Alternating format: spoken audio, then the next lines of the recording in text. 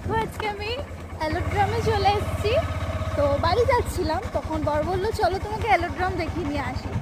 তো অ্যালোড্রাম দেখতে চলে এলাম। তো অনেকদিন দেখেছি, যখন ছোট সময় তখন দেখেছিলাম। দিয়ে তখন বর বললো যে চলো নিয়ে যাবো, তখন কি আর ছাড়া যায়। দিয়ে চলে এলাম দেখতে। তো দেখো তোমাদের সাথেও শেয়ার করছি। দেখো পুরো অ্যালোড্রামটা, দেখো